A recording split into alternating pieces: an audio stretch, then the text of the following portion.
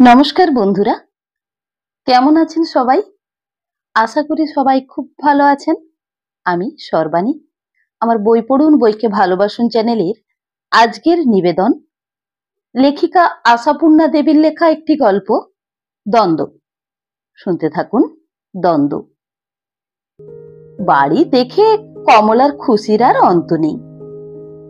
অশক্ত দুর্বল শরীর নিয়েও ছেলে মানুষের মতো ছোটাছুটি করতে শুরু করে দেয়। দেখো দেখো, কি চমৎকার! চারিদিকে সিঁড়ি, দূর থেকে ঠিক যেন একটা রথের মতো দেখতে লাগে। বারান্দার চালাটা কি নিচু গো, হাতে ছোঁয়াও যাচ্ছে যে। আচ্ছা, ইদারা আর কুয়োতে তফাৎ কি বলতো? আমি বলেছি ইদারা, আর তোমার নতুন দাইটা হেসে মরে যাচ্ছে। আহা, চিরকাল যদি এখানে থাকতে পেতাম। মনোজ হাসে ওর ছেলে মানুষেতে, বলে, 1 মাস থাকলেই হয়তো কলকাতার জন্য মন কেমন করবে, তখন অতিষ্ঠ করে তুলবে আমায়। দেখো, নিশ্চয়ই আমি মন টেকিয়ে থাকবো। কলকাতার জন্য আবার মন কেমন? ভারী তো কলকাতা, একটা বাড়িতে 100 জন লোক, হাঁপ ফেলবার জায়গা নেই। বেশ, খুব হাঁপ ফেলো এখানে, কিন্তু বেশি দৌড়াত্তি করে হাঁপিয়ে পড়ো না যেন লক্ষ্মীটি। এই এক্ষুনি তুমি যে আরম্ভ করেছো। বারে, তুমি তো বলেছিলে এসব দেশে পা দিতে না দিতে গায়ে জোর হয়, তাই হচ্ছে। আবার ছুটে আসে, হেসে বলে,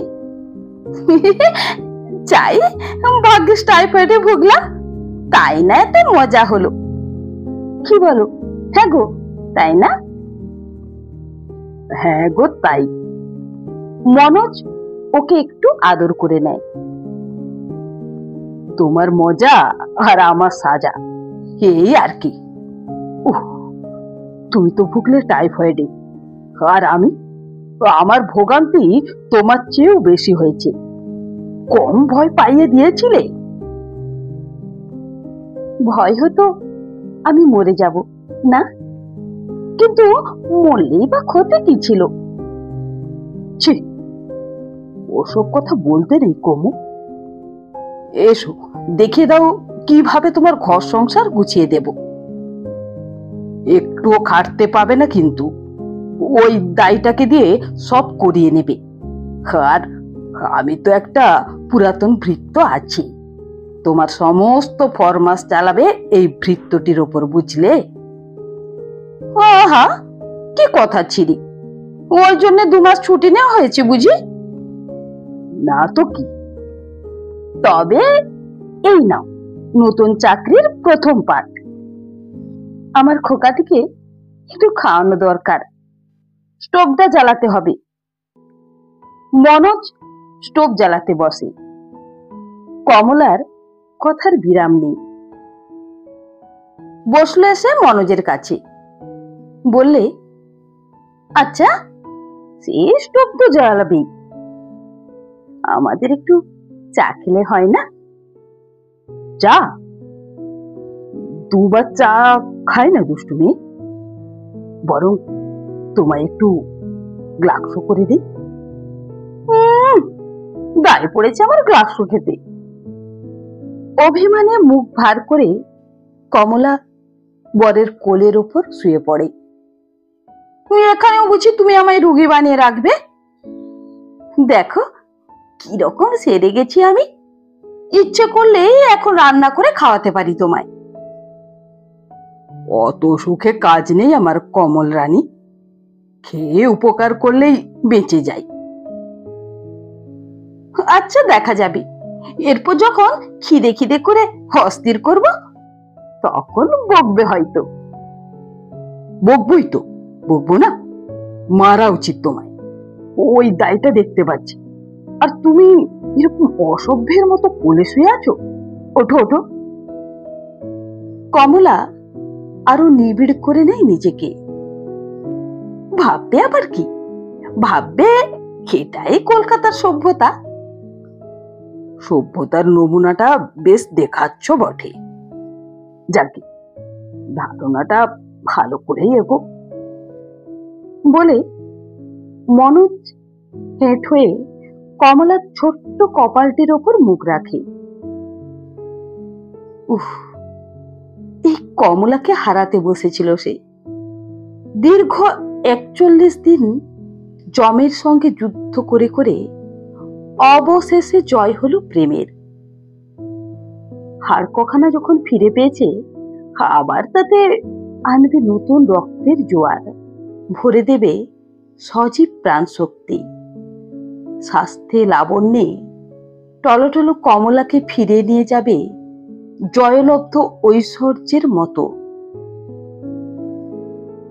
কমলাও আদরে আবদারে হয়েছে খুকির মতো, বেঁচে ওঠে যেন মনোজকে কৃতার্থ করে দিয়েছে। তার উপর সংসারের সমস্ত বাধা বন্ধন থেকে দূরে এসে শুধু স্বামীটি সন্তানটি নিয়ে সংসার করার সুখ কি কম?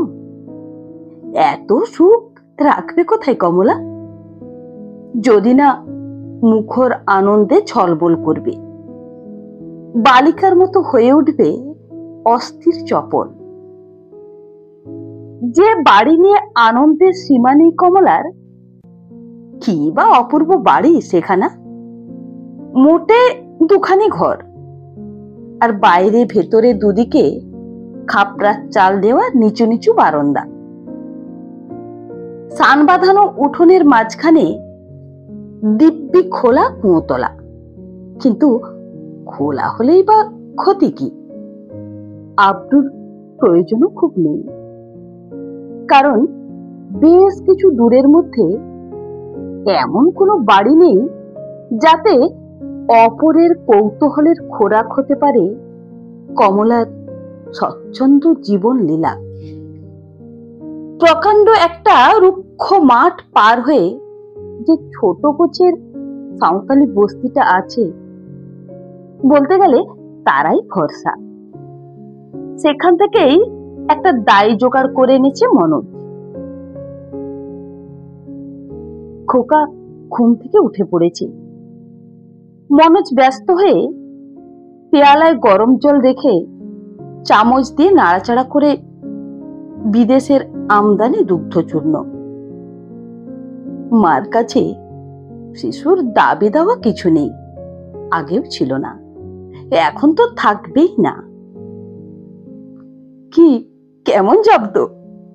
নিজে থেকে নিয়েছো চাকরি, এখন আর রাগ করতে পারবে না। খাওয়া খোকনকে, আমি মজা দেখি বসে বসে।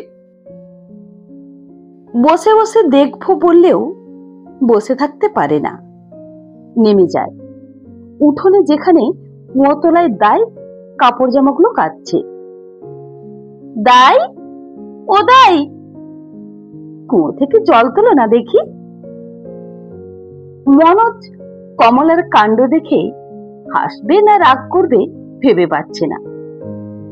তবু ঈষৎ শাসনের সুরে ঘরের ভেতর থেকে ডাকে, আচ্ছা কমলা, কি হচ্ছে?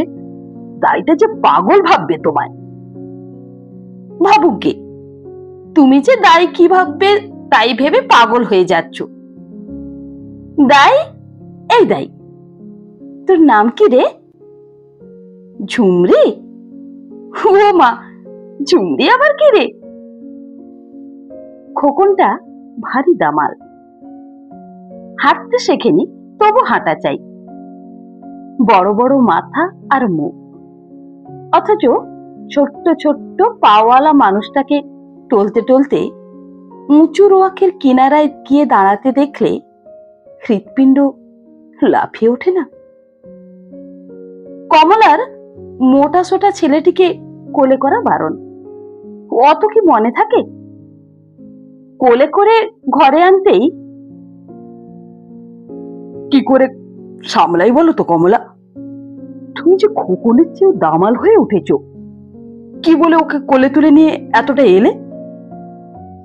আর ও পড়ে গেলে ভালো হতো বুঝি? হ্যাঁ, খুব ভালো হতো। কেমন চমৎকার বুদ্ধি! ধরে রেখে আমায় ডাকতে পারতে। বাহ, আমি বুঝি আর কোনোদিন সেরে উঠবো না। দেখো দেখিনি কিরকম মোটা হয়ে উঠেছে। এই তো আগেকার ব্লাউজ গুলো গায়ে আটছে না, দেখো না দেখো। এই বলে ফর্সা নিটোল হাতখানি বাড়িয়ে এনে স্বামীর হাতের ওপর তুলে ধরে। অস্বীকার করবার উপায় নেই, স্বাস্থ্যের লাবণ্যে উজ্জ্বল সুপুষ্ট বাহুটি ওর সাপেক্ষে সাক্ষ্য দেবে। মনোজ একবার মুগ্ধ দৃষ্টিতে চেয়ে দেখল। অসুখের সময় কেটে ফেলা খাটো পাতলা চুলগুলি আগের মতোই ঘন হয়ে এসেছে। পুরন্ত গালের পাছে দুলছে কোঁকড়ানো 4টি ছুড়ো চুল। এ যেন নতুন কমলা, বিধাতা সৃষ্ট নয়, মনোজের নিজের সৃষ্টি। খোকন বোধ করি বাবার মুগ্ধ দৃষ্টিটা একমাত্র মার মুখের উপরেই নিবদ্ধ থাকা পছন্দ করছিল না। 2 হাতে বাবার মুখটা টানাটানি শুরু করে দেয়। বাবা বাবা বাবা, ছেলেকে বুকের উপর চেপে ধরে আদরে ভরে দেয় মনোজ। হ্যাঁ গো বাবা বাবা, আমার নাকটা খাদ্যবস্তু নয় বুঝলে মশাই। ওই তোর মার নাকটা খেয়ে নে, খুব টিকলো, খুব মিষ্টি। হ্যাঁ, তুমি খেয়ে দেখেছো যে রাত ধরে। এখন থেকে ছেলেকে কুশিক্ষা দেওয়া হচ্ছে। একাই তো আমার চেয়ে তোমাকে বেশি ভালোবাসে। মনোজ দুষ্টুমির হাসি হেসে বলে, আর তুমি কাকে বেশি ভালোবাসো? আমি সকলের চেয়ে ভালোবাসি ওই গুফো গোয়ালাটাকে। ভোরবেলায় যে এসে বাহজি দুধ শব্দে পেটের পিলে চমকে দেয়। হায় ভগবান, আমার প্রতিদিন দেখি না গুফো গোয়ালা, কপালে এও ছিল। সন্ধ্যাবেলা জ্যোৎস্নায় ধোয়া উঠানের বেঞ্চি পেতে বসে থাকে দুজনে। খোকন ঘুমিয়ে থাকে ঘরে। আবল তাবল অর্থহীন বকুনি কমলার। খোকন বড় হয়ে কি হবে? Doctor, barrister, ICS? কমলার ইচ্ছে খোকন দেশ নেতা হয়। ফুলের মালা আর প্রশংসা ভারে বিনম্র মানুষটি মঞ্চে দাঁড়িয়ে বক্তৃতা দেবে। আস্তে আস্তে ঘুচে যাবে ওর লজ্জার আড়াল, মুছে যাবে বিনয়ের আবরণ। জ্বলন্ত আগুনের মতো উত্তপ্ত ভাষায় অসংখ্য জনতাকে জাগিয়ে তুলবে, মাতিয়ে তুলবে। সাধারণ জনতার সঙ্গে মিশে কমলা দেখবে ছেলের উজ্জ্বল জ্যোতিষ্কের মতো মুখ। শুনতে শুনতে রোমাঞ্চ হবে ওর গায়ে, চোখে আসবে অশ্রু। পাশের লোক ভাবে সেন্টিমেন্ট, ভাবে বক্তৃতার অগ্নিস্রোতে লোহা গলতে শুরু করেছে।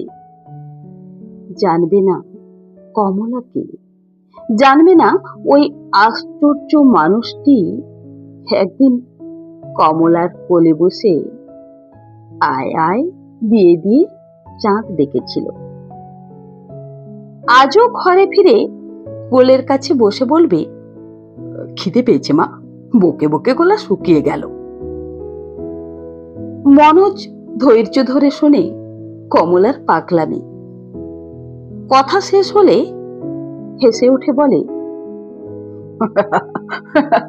রক্ষা করো, আমার এত সাধের খোকনকে বিলিয়ে দিতে চাই না আমি। আমাদের জিনিস আমাদের থাক বাবা। তবে তোমার কি ইচ্ছে? আমার ইচ্ছে বেশ মোটা সোটা ভুড়িওয়ালা একটা ব্যবসাদার, পাটের নয়তো তিসির গুদামে আছে, প্রকাণ্ড বাড়ি, অগাধ টাকা ব্যাংকে। যাও। কমলা রেগে মুখ ফিরিয়ে বসে। ব্যাংকে টাকা থাকাটা তাহলে খারাপ? এই ধরো, যদি আমারই ব্যাংকে অগাধ টাকা থাকতো। তা খুব খারাপ লাগতো তোমার? বছরে দুবার করে আসতাম চেঞ্জে, নিজেই বাড়ি করে রাখতাম ভালো ভালো জায়গায়। তিসির গোলাটা সহ্য করে নিতে পারতে না? তোমার যত সব আজগুবি। দেশ নেতা হলে বুঝি আর টাকা থাকতে নেই? হ্যাঁ, দেশের লোকের মাথায় হাত বুলোতে পারলে আছে, কিন্তু আমার মতে তার চেয়ে পাটের গুদামও ভালো। আমার ভাবি বৌমার দিকটাও তো ভাবতে হবে আমায়। ছেলে তৈরি করে তোলা নিজেদের জন্য নয় কমু, সেই ভবিষ্যৎ অধিকারিণীর জন্য। কথাটা কমলার পছন্দ নয়। খোকন একান্ত তার নিজস্ব, ওর কোনো ভাগিদার কখনো থাকবে এ কমলার অসহ্য। তাই চাপা দিয়ে দেয় খোকনের ভবিষ্যৎ চিন্তা, বর্তমানের সুখ স্রোতে ভাসিয়ে দেয় নিজেকে। সকালবেলা মনোজ বেরিয়েছে, বেলা 11টা বাজে, এখনো দেখা নেই। বেজায় চটে যাচ্ছে কমলা। আজকাল ও এবেলা রান্না করছে। ইকোমিক কুকারকে ছুটি দেওয়া হয়েছে, কাজেই এতক্ষণ হাঁড়ি আগলে থাকতে ভালো লাগছে না। তেমনি কি দুষ্টুমি করছে খোকনটা। কেন যে সেই ভোর থেকে কান্না জুড়ে দিয়েছে ওই জানে। এক ফোঁটা দুধ খায়নি। অতীব প্রিয় বিকু বা বিস্কুটের টুকরোগুলো মাটিতে গড়াগড়ি যাচ্ছে, খায়নি। মনও জেলে বাঁচে কমলা। আরো খানিক পরে মনোজ এলো, রোদে রাঙা মুখ, কেমন যেন আমলে পড়েছে। কমলা অত লক্ষ্য করেনি, আস্তে না আস্তে বকে ওঠে, বেশ লোক তুমি, কখন বেরিয়েছ? আরে এই এত বেলায় আসা আমার বুঝি ভালো লাগে? খোকনটা আবার তেমনি জ্বালাতন করছে। গায়ের পাঞ্জাবিটা খুলে হাওয়ায় মেলে বসে পড়ে। খোকনকে কোলে টেনে নেয় মনোজ, বলে, ভারী মা হয়েছেন, ছেলে সামলাতে পারেন না। আরে খোকন, আমরা বাপ বেটায় যুক্তি করে তোর মাকে জব্দ করি। এই আবার নাক কামড়াবার চেষ্টা? আচ্ছা, এত জিনিস খেতে শিখেছিস, তবু নাসিকা ভক্ষণটি ছাড়তে পারছিস না? কি অসভ্য রে! হয়েছে, ছেলের সোহাগ রাখো। কমলা তোয়ালেখানা ছুঁড়ে দেয় স্বামীর গায়ে, যাও চান করো গে। এত বেলা করলে কেন শুনি? এক ভদ্রলোকের সঙ্গে আলাপ হলো, মানে এখানকার ডাক্তার। বাড়িটা বেশি দূরে নয় এখান থেকে। এতদিন দেখিনি, এই আশ্চর্য। চমৎকার লোক, যদিও বেহারি, তবে বাংলাও মন্দ বলে না। তোমার সঙ্গে ভাব করিয়ে দেব বলে একদিন নেমন্তন্ন করে এসেছি। হিন্দুস্তানের সঙ্গে আবার ভাব? কমলা মুখ উল্টোয়। আরে বাপু, ডাক্তার মানুষের সঙ্গে একটু ভাব করা ভালো। বিদেশে হঠাৎ যদি কিছু দরকারে পড়ে। থাক, আর ডাক্তারকে ডাকবার দরকার নেই। এই 1.5 মাসের ওপর হয়ে গেল আসা হয়েছে, আর কদিনই বা থাকতে পাবো? খুব জোর দিন 15-16। এর মধ্যে আর ঝামেলা বাড়িয়ে কাজ কি? মনোজ একটু মনক্ষুণ্ণ হয়। ভদ্রলোককে সে বারবার বলেছে আসতে। বলে, ভদ্রলোকের সঙ্গে 2-1টা কথা বলা বা 1 পেয়ালা চা করে দেওয়ার মধ্যে ঝামেলা কি আছে? তা কি বলছি? আমার কাছ থেকে তোমাকে খানিকক্ষণ কেড়ে নেবে তো। অনর্থক দুজনের মাঝখানে একটা ব্যবধানের সৃষ্টি। আর কদিনই বা, কলকাতায় ফিরে গেলে তো হয়েই গেল, সব সুখ ফুরবে। ঠিক কমলা, অমন কথা মুখে আনতে নেই। সুখ জিনিসটা কি বাইরের ঘটনা? তোমার আমার মধ্যে ব্যবধান সৃষ্টি করবার ক্ষমতা কারই বা আছে? কিন্তু দেখো, খোকনের শরীরটা তেমন ভালো নেই। বোধহয় গাটা যেন গরম গরম লাগছে। ঘুমিয়েও পড়লো। স্নান করে এসে খেতে বসলো বটে, কিন্তু খেতে ভালো করে সেও পারল না। শরীর মন দুই তেমন সুবিধা নেই। খোকনটা জ্বর হলো, সেই এতদিন এসেছি, একদিনের জন্য কিছু হয়নি, বরং জল হাওয়ার গুণে দিন দিন বেড়েই উঠছিল। রীতিমতো ওজনে ভারীও হয়ে গেছে ইদানিং। মনটা মনোজের একটু মেয়েলি। এই চিন্তাটা কিছুতেই মন থেকে তাড়াতে পারে না। আজকে হঠাৎ অপ্রত্যাশিত ভাবে ডাক্তারের সঙ্গে পরিচয় হলো, আর আজই জ্বর হলো খোকনের। হয়তো বেড়ে উঠবে অসুখ, মারাত্মক কিছু হবে না তো? ফিরিয়ে নিয়ে যেতে পারবে তো? কমলার মুখ থেকেই বা হঠাৎ অমন অশুভ কথাটা বেরোলো কেন? হে ভগবান, ছোট্ট প্রাণের ছোট সুখটুকু কেড়ে নিও না যেন। তুমি যে কিছুই খেলে না। কমলা দুধের বাটিটা পাতের কাছে নামিয়ে দিয়ে বলে, পিত্তি পড়ে গেছে বোধ হয়। দেখো, ভাত ভালো না লাগে, দুধটুকু খাও শুধু। দুধও খাবো না, মোটে ইচ্ছে করছে না। শোনো, উনুনে আগুন আছে? কেন? একটু নুন জল করে দাও তো, কয়েকটা কুল্লি করি। গলাটা কেমন ব্যথা করে উঠল।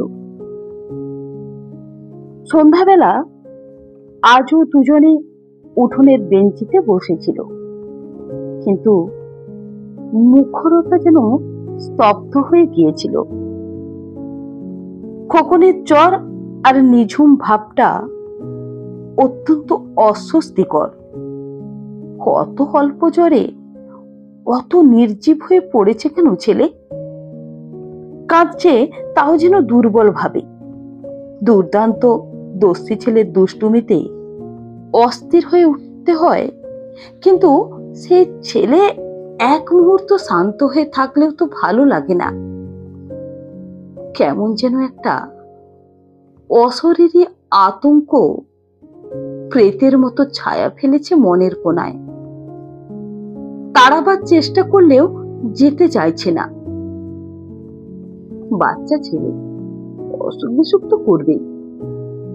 একবারও অসুখে না ভুগে ছেলে মানুষ করা যায়? এই যে মনোজের অন্যায় আবদার। তাছাড়া সামান্য একটু জ্বরে এত দুশ্চিন্তার কি আছে?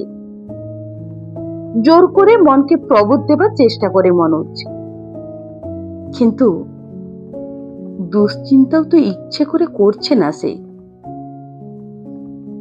এমনি বসে থাকতে থাকতে সেই আতঙ্কের ছায়া মন থেকে সংক্রামিত হচ্ছে পারিপার্শ্বিকতায়, ছড়িয়ে পড়ছে গাছে পাতায়, সামনে পিছনে, ম্লান জ্যোৎস্নায় ছাওয়া বিষণ্ণ প্রাঙ্গণে।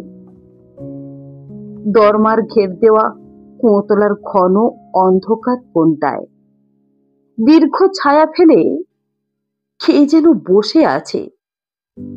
কোথায় যেন তার হিমশীতল নিঃশ্বাস আসন্ন শীতের শিহরণের সঙ্গে নিঃশ্বসিত হয়ে উঠছে সর্বাঙ্গে।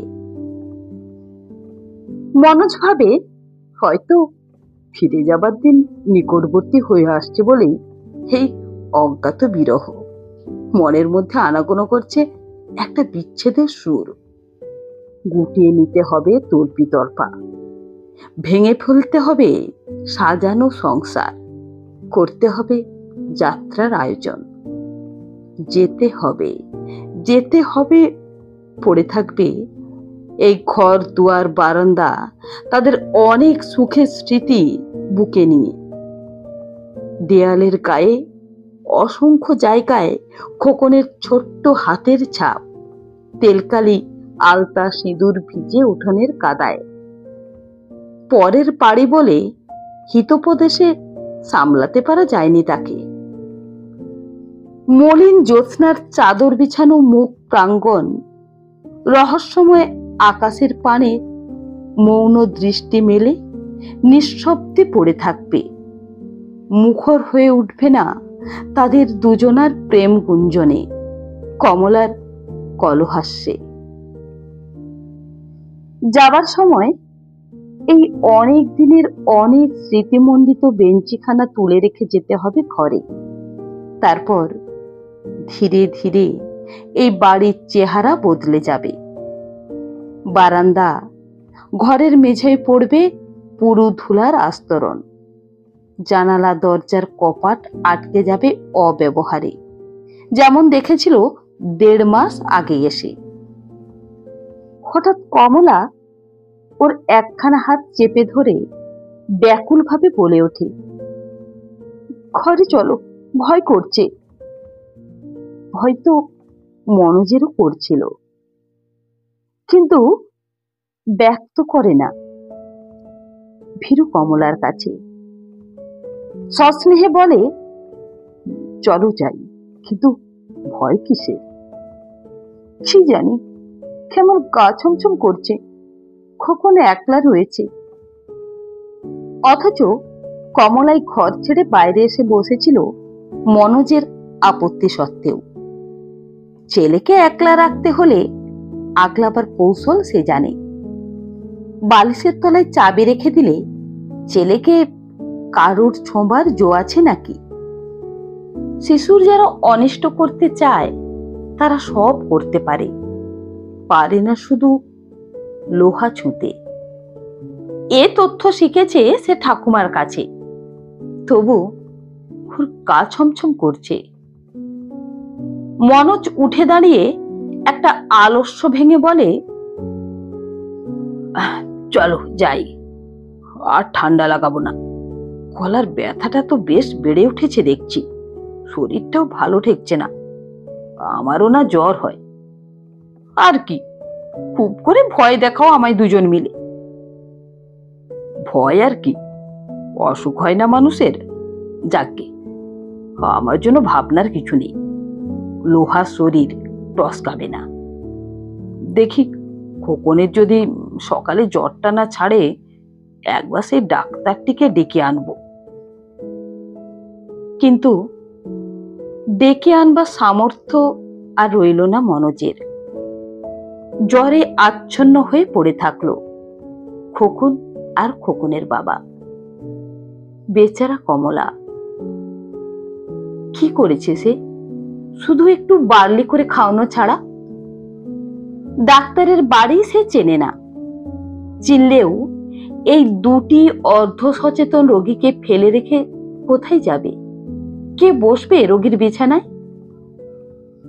কলকাতার বাড়ির সেই অবান্তর মানুষগুলো এখন যেন রীতিমতো দামি হয়ে উঠেছে কমলার মনের কাছে। শেষ পর্যন্ত সাঁওতালি মেয়েটা বুড়ি দায় কাজ করে গেছে, আর দয়াপরবশ হয়ে পাঠিয়ে দিয়েছে মেয়েকে। মায়ের সঙ্গে আগে একদিন এসেছিল, খোঁপায় ফুল গোঁজা, গোছা ভর্তি কাঁচের চুড়ি হাতে, চিটের ব্লাউজ আর রঙিন শাড়ি পরা এই উদ্ধত যুবতী মেয়েটাকে দেখে সেদিন হাড় জ্বলে গিয়েছিল কমলার। আরো গিয়েছিল তার কথা শুনে, পরিপাটি বাংলা কথা। এ বাড়ির পূর্বতন বাসিন্দাদের কোনো এক প্রেমিক যুবকের সঙ্গে তার অবৈধ সম্বন্ধের ইতিহাস ইশারায় ব্যক্ত করে এসে কুটি কুটি একেবারে। এমন খাসা বাংলা শিখেছে সে তার এই প্রণয়ের কাছে। কমলা চটে গিয়ে আড়ালে দাইকে বলে দিয়েছিল, মেয়েকে আর এনো না দাই, বাবু এসব পছন্দ করে না। কিন্তু আজ যখন দাই প্রস্তাব করলো তাকে আগলাবার জন্য মেয়েকে পাঠিয়ে দেবে, না করবার ক্ষমতা থাকলো না কমলার। মাথায় ফুল গোঁজা, কাঁচের চুড়ি পরা এই প্রগলভ মেয়েটাই যেন মস্ত ভরসা মনে হলো। মনোজ সকাল থেকে ভাবছে ডাক্তারের কথা। কোনো প্রকারে খবর দেওয়া যায় কিনা। কিন্তু দেবে কে?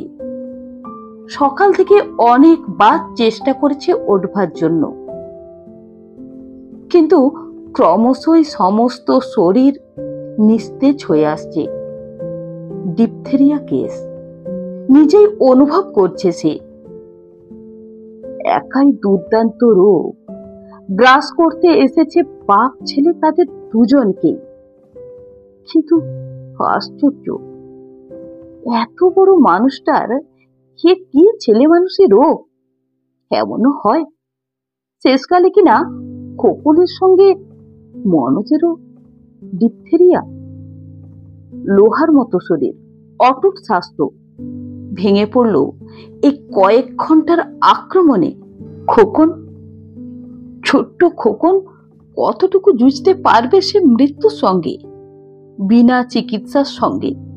ডাক্তার, ওষুধ, ইঞ্জেকশন, সিরাম, নানা চিন্তা ভিড় করছে ওর দুর্বল মস্তিষ্কে। কিন্তু বুঝে আসছে গলা, কণ্ঠনালী চেপে ধরে কে যেন শ্বাসরোধ করে ফেলতে চায়, তবু জোর করে ঠেকিয়ে রাখতে চায় চৈতন্যের অবলুপ্তি। কে আনবে ডাক্তার? কে বাঁচাবে খোকনকে? কমলাকে কে দেখবে তার নিজের মৃত্যু হলে? প্রতিবেশীর কোলাহল সইবে না বলে কেন বাসা করেছিল লোকালয়ের বাইরে? কমলার কি হবে? খোকনের কি হবে? বিকেলের দিকে ডাক্তার ভদ্রলোক নিজে এলেন নিমন্ত্রণ রাখতে। লম্বা চওড়া প্রকাণ্ড মানুষটি হাসি খুশি মুখে খাদির টুপিটি মাথা থেকে খুলে সাইকেলের হ্যান্ডেলে আটকে রেখে টুংটাং করে সাইকেলের বেল বাজাচ্ছেন, ভেতরের লোকের লক্ষ্য আকর্ষণের আশায়। হঠাৎ সাঁওতালি মেয়েটা বাড়ির মধ্যে থেকে বেরিয়ে এসে ব্যাপারটা জানালো। ভদ্রলোক প্রথমটা স্তব্ধ হয়ে গেলেন, তারপরে জেগে উঠল ভিতরকার চিকিৎসক। দুটি রোগীকেই পরীক্ষা করে দেখলেন নানাভাবে। না, সন্দেহের কিছু নেই, ডিপথেরিয়া কেস। কিন্তু চিকিৎসা শাস্ত্রের এলাকার মধ্যে আছে কি এখানে? আর কোথায় বা সেই অমুক ঔষধ? যুদ্ধের আগুনে বড় বড় শহর থেকে যেসব জিনিস বাষ্প হয়ে উড়ে গেছে, সেই দুষ্প্রাপ্য জিনিস কোথায় মিলবে এই অখ্যাত গ্রামে? সংগ্রহ করবার চেষ্টাই বা করবে কি? হায় ঈশ্বর, এমন বিপজ্জনক অবস্থাতেও মানুষ পড়ে। কিন্তু সত্যি সুস্থ হাত পা থাকতে দুটো দুটো মানুষকে মরতে দেখা যায় না বসে বসে। করতেই হবে কিছু। কোনো আশা না থাকলেও অসম্ভবের আশায় ছোটাছুটি করতে হবে। নিশ্চিত মৃত্যুর প্রতীক্ষা করা ছাড়া যা হয় কিছু করা। আপনি কিছুক্ষণ একলা থাকতে পারবেন? আপনি চলে যাবেন? কমলা যেন শিউরে ওঠে। ডাক্তার আসার পরে ডাক্তারের হতাশ মুখ দেখে রোগের গুরুত্ব বুঝতে পেরেছে। তবু ডাক্তার আছেন, অনেকটা বুকের বল। একটা কিছু উপায় হবেই। চাঙ্গা হয়ে উঠবে খোকন আর মনোজ। হয়তো একটু পরে ক্ষীণকণ্ঠে আদেশ করবে, ডাক্তার বাবুকে একটু চা করে দাও না। খোকন তার মোমের মতো ছোট্ট হাত পা নেড়ে খুদে খুদে দাঁতে হাসবে আর ডাকবে, মাম মাম মাম মাম। কিন্তু কই, হে যে ক্রমে নীল হয়ে আসছে। হে কি সন্ধ্যার ছায়া, না তার ভয়ার্ত মনের ভ্রম? দেবদূতের মতো ডাক্তারের হঠাৎ আবির্ভাবে যে বিশ্বাস দৃঢ় হয়েছিল, সেই বিশ্বাসের মূল ক্রমশই শিথিল হয়ে আসছে কেন? তাই ব্যাকুল কণ্ঠে প্রতিবাদ করে উঠল, আপনি চলে যাবেন না ডাক্তার বাবু? সিরাম খোঁজ করতে হবে। যে অবশ্য পাওয়া যাবে কিনা বলা শক্ত। ডাক্তারবাবু, ওরা দুজনে? কমলার উদ্যত কান্নাকে ধমকের চোটে বন্ধ করে দেন ডাক্তার। চুপ করুন, থামুন। অস্থির হবার সময় নয় এটা। মনকে তো কঠিন করতেই হবে। টেলিগ্রাম করবার দরকার আছে। যদি বলেন টেলিগ্রাম, টেলিগ্রাম তো করতেই হবে। কি আশ্চর্য, এতক্ষণ মনেই পড়েনি এ কথা। মনোজের মা, বাপ, ভাই বোন কোথায় তারা সব? তাদের কাছ থেকে যে 1 লাখ কমলা নিয়ে এসেছে তাকে, সে কি অনধিকার চর্চা নয়? এরপর জবাবদিহি দেবে কি? হ্যাঁ হ্যাঁ হ্যাঁ, করে দিন। এই যে ঠিকানা আর টাকা। অনেক ধন্যবাদ আপনাকে। ধন্যবাদের সময় এখনো আসেনি। সাবধানে থাকবেন, লক্ষ্য রাখবেন উভয়ের ওপর। ডাক্তার সাইকেল নিয়ে হাওয়ায় মিলিয়ে যায়। বিকেল গড়িয়ে নামলো সন্ধ্যা। তারপর ভয়াবহ রাত্রি। মাঝে মাঝে অসহায় শিশুর অস্পষ্ট কাতরোক্তি আর মনোজের অস্বচ্ছন্দ নিঃশ্বাস পতনের ভারী শব্দ ছাড়া টু শব্দ নেই। বাচাল সাঁওতালি মেয়েটা পর্যন্ত স্তব্ধ গম্ভীর মুখে অবিরাম পাখা চালাচ্ছে। কিন্তু কোথায় ডাক্তার? কে আনবে মৃত সঞ্জীবনী? প্রায় 9টার সময় আবার বেজে উঠল সাইকেলের বেল। ডাক্তার এসেছেন। মাত্র একজনকে বাঁচানো যাবে। বাংলা ভাষা বটে, তবে উচ্চারণের ভঙ্গিতে বেহারি টান স্পষ্ট। কমলা কি শুনতে কিছু ভুল করেছে? কি বলছে ডাক্তার? ওষুধ পাওয়া যায়নি? প্রশ্ন নয়, একটা আর্তনাদ। পাওয়া গেছে। আবশ্যকের উপযুক্ত নয়, মাত্র একজনকে দেওয়া যাবে। ডাক্তার ইঞ্জেকশনের জোগাড় করতে থাকেন। হয়তো প্রয়োজনের অতিরিক্ত একটু সময়, যেন কমলাকে বিবেচনা করবার সময় দিতে। আমার শেষ শক্তি পর্যন্ত ব্যয় করছি। তাহলে কি হবে? শুধু এইটুকুই বলতে পারে কমলা। একজনের জন্য শেষ চেষ্টা দেখতে হবে। বলুন কাকে দেব? সে আবার কি অসম্ভব প্রশ্ন!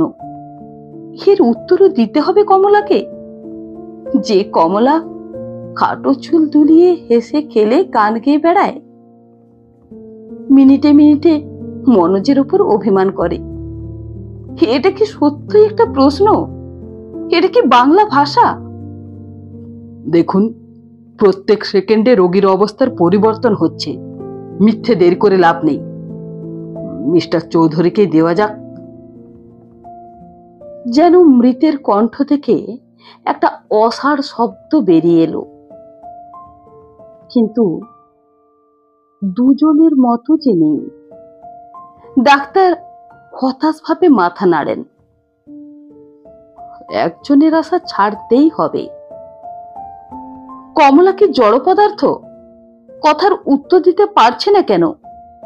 আঙুলটি পর্যন্ত নাড়বার ক্ষমতা চলে গেছে যে।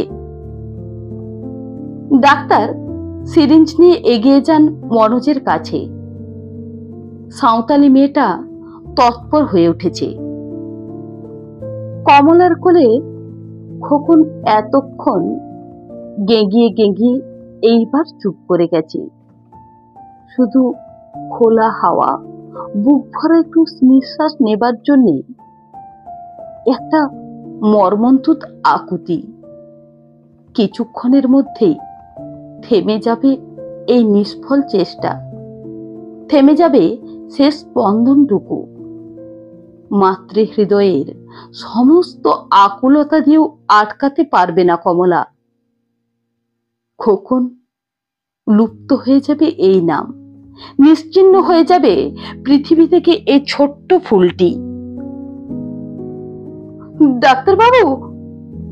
কমলা খোকনকে কোল থেকে নামিয়ে উন্মাদের মতো ছুটে এসে ডাক্তারের হাত চেপে ধরল। কিন্তু মনোজ তো সম্পূর্ণ জ্ঞান হারায়নি, শুধু কথা কইবার ক্ষমতা নেই বলে চুপ করে আছে। আপনি কি উন্মাদ হয়ে গেলেন মিসেস চৌধুরী? হাত ছাড়ুন, আমার কর্তব্য আমাকে করতে দিন। আর খোকন, এই অসহায় শিশুটিকে বাঁচানো আপনার কর্তব্য নয় ডাক্তারবাবু? হায় ঈশ্বর, দেখতে পাচ্ছেন আমি নিরুপায়। আমায় মেরে ফেলুন ডাক্তারবাবু, দয়া করুন আমায়। সিরিঞ্জটা নামিয়ে রেখে কমলার হাত থেকে নিজের হাতটা ছাড়িয়ে নিয়ে ডাক্তার হতাশ ভঙ্গিতে চেয়ারের পিঠে নিজেকে এলিয়ে দেন। হায় ভগবান, এরকম অদ্ভুত অবস্থায় কোনো চিকিৎসককে কখনো পড়তে হয়েছে? কি প্রয়োজন ছিল আজকে বেড়াতে আসার? আপনি তাহলে শিশুটিকেই বাঁচাতে চান? গম্ভীর প্রশ্ন করেন ডাক্তার। হঠাৎ সাঁওতালি মেয়েটা অবদ্ধ ভাষায় তীব্র চিৎকার করে ওঠে। আগাগোড়া সমস্ত ব্যাপার সে বুঝতে চেষ্টা করছিল এতক্ষণ। বাংলা বলতে হয়তো পারে সে, কিন্তু এখন উত্তেজিত আবেগে যা বলল সেটা সম্পূর্ণ দেশজ ভাষায়। ডাক্তার খাড়া হয়ে বসে কমলাকে উদ্দেশ্য করে বলল, ও কি বলতে চাচ্ছে জানেন? বলছে সন্তান হারালে আবার সন্তানের আশা আছে, কিন্তু স্বামী হারালে আর দেরি করতে পারছি না আমি। আপনি পাশের ঘরে চলে যান, ভগবানের উপর ভাগ্যকে ছেড়ে দিন। খোকনকে বাঁচান ডাক্তারবাবু। আমি একজন পাগলের কথা শুনতে রাজি নই। ডাক্তার দৃঢ়ভাবে প্রস্তুত করে নেই নিজেকে। এক্ষেত্রে প্রাণের মূল্য বিচার করা ছাড়া উপায় নেই। চৌধুরীকেই আমি অনেক বেশি মূল্যবান বলে মনে করছি। মনোজের কাছে যেতেই সমস্ত শক্তি একত্রিত করে মনোজ ডাক্তারের হাতটা সরিয়ে দিল।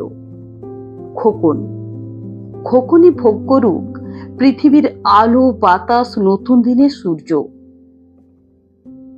ডাক্তার উঠে দাঁড়ালেন চেয়ার ছেড়ে, ছোট্ট বাচ্চাটির কাছে হেঁট হয়ে বসলেন। বেশ, আপনাদের যা ইচ্ছা। অনেক লেট হয়ে গেছে, কাজ হবে কিনা কিছুই বলা যায় না। এখনো বিবেচনা করুন, আপনি কাকে চান? আপনার হাজবেন্ডকে না এই বাচ্চাকে? কিন্তু আজ পর্যন্ত কোনো মেয়েকে কি দিতে হয়েছে এই অস্বাভাবিক প্রশ্নের উত্তর? কাকে সে চায়, স্বামী না সন্তান? কে তার কাছে অধিকতর মূল্যবান? ভেবে দেখুন, আপনার ভবিষ্যতের অসহায় অবস্থা। এই বাচ্চাটি রক্ষা করতে পারবে আপনাকে? হয়তো এও মারা যাবে। যুদ্ধ করবার ক্ষমতা এর মধ্যে কতটুকু? হায় হায়, ক্ষমতা নেই বলেই কমলার সমস্ত হৃদয় বিগলিত স্নেহে ওকে রক্ষা করতে চাইছে। নিজের প্রয়োজনের মূল্যটাই সবচেয়ে বড়। না, আপনি একেই দিন। কমলার স্বরটা কিছু স্বাভাবিক শোনালো। মনকে প্রস্তুত করে নিয়েছে হয়তো।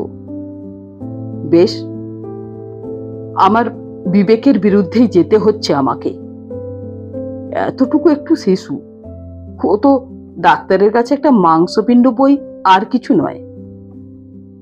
প্রায় অধৈর্য হয়েই ডাক্তার চটপট দিয়ে ফেললেন ইঞ্জেকশন। সাঁওতালি মেয়েটা দুই চোখে তীব্র ঘৃণার আগুন জেলে তাকিয়ে আছে সেই অসহায় মাংসপিণ্ডটার পানে।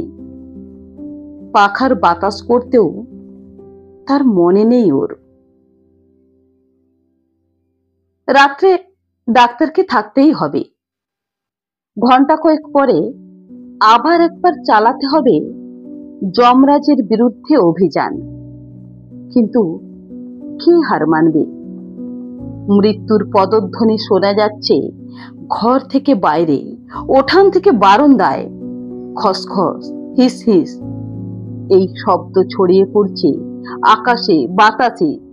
সমস্ত শিরায় শিরায় জীবন্ত প্রাণী কয়টির চলমান রক্তস্রোত ঠান্ডা হয়ে আসছে সেই শব্দে। দেয়ালের গায়ে দীর্ঘ ছায়া। মৃত্যুর দূত অপেক্ষা করছে সময়ের।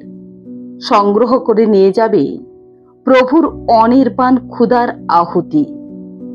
রাত্রি কত দীর্ঘ!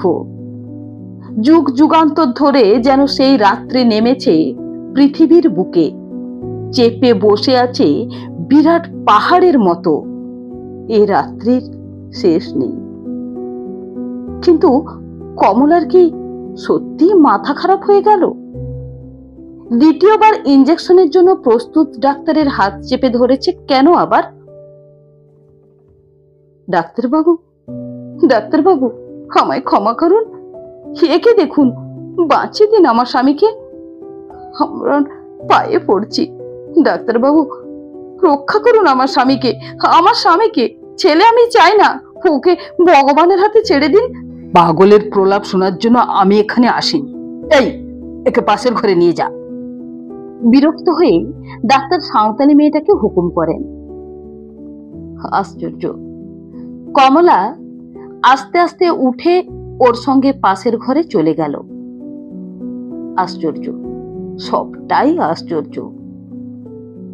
সারা মন হাতড়ে খোকনের জন্যে আর এক বিন্দু সহানুভূতি খুঁজে পাচ্ছে না সে। বাসি ফুলের মতো ওই বিবর্ণ মাংসপিণ্ডটুকুর জন্যই কি হারিয়ে ফেললো কমলা! কতখানি ঐশ্বর্য! মনোজ ছাড়া কমলা কে? কি তার মূল্য?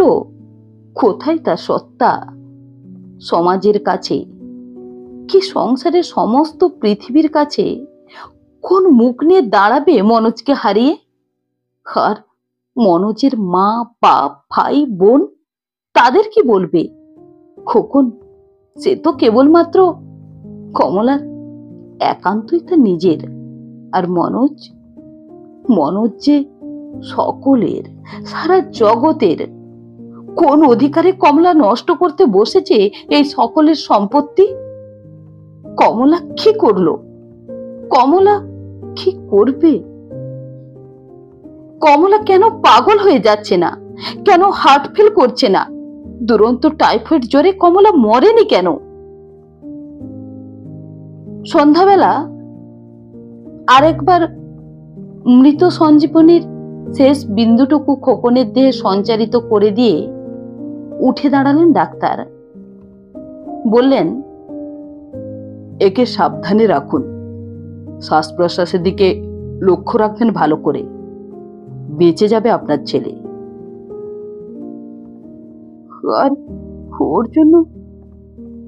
ওর জন্য চরম চেষ্টা দেখবো আমি। অপারেশন করে যদি কোনো ফল পাওয়া যায়, but it is too late. যন্ত্রপাতি এবং আরেকজন সাহায্যকারীর জন্য ডাক্তার আবার সাইকেলে চেপে ছুটে বেরিয়ে গেলেন। রাত্রে গেলে কোনো লাভ হতো না, কারণ কম্পাউন্ডার সুখন 7টার সময় এসে ডিসপেন্সারি খোলে 7 মাইল রাস্তা ভেঙে। আরো দেহাতে তার বাড়ি।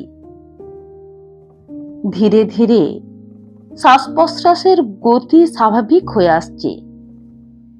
বিষে আচ্ছন্ন শরীর সজীব হয়ে উঠছে। হালকা হয়ে আসছে ভারী ভারী চোখের পাতা, নতুন সূর্যের আলো দেখবার আশায়। ভাবিকালের মানব পৃথিবীর কাছে তার দাবি জানাচ্ছে, ইয়ে মাইজি, বাবু মর গেই। সাঁওতালি মেয়েটা বন্য জন্তুর মতো বিভৎস চিৎকার করে ওঠে। মর গেই? মর গেই মানে কি? হুড়মুড় করে ছুটে এসেছে কমলা মনোজের বিছানার পাশে। খোকনের মাথার বালিশ স্থানচ্যুত হয়ে গেল ওর পায়ের ধাক্কায়। ফুল লতা কাটা ভারী কাঁথাখানা কমলার কোল থেকে কোথায় ছিটকে পড়ল কে জানে। মনোজ মারা গেছে। চরম চেষ্টার আগেই চরম পত্র পেয়ে গেছে সে বিধাতার দরবারে। এখন এই প্রাণহীন দেহটা নিয়ে কি করবে করুক কমলা। চৌকির কোণে মাথা ঠুকে রক্তগঙ্গা হলেও কি এক ফোঁটা করুণা পাবে মনোজের? কি ছেলে মানুষই করছো কমু, বলে একটা হাত বাড়িয়ে টেনে নেবে কাছে। কমলার অবিশ্বাস্য দুর্ব্যবহারে যেন পাথর হয়ে গেছে মনোজ। কিন্তু খোকনই বা পাথর হয়ে গেল কেন? কমলাই শুধু পাথর হয়ে যাবে না, বেড়াবে রক্ত মাংসের বোঝা নিয়ে। বাইরে থেকে বুঝেই এসেছিল ডাক্তার কমলার তীব্র চিৎকারে। তবু যন্ত্র চালিতের মতো ঘরের দরজায় এসে দাঁড়ালেন, বোধ করি নিশ্চিত বুঝে নিতে। না, সন্দেহের কিছু নেই।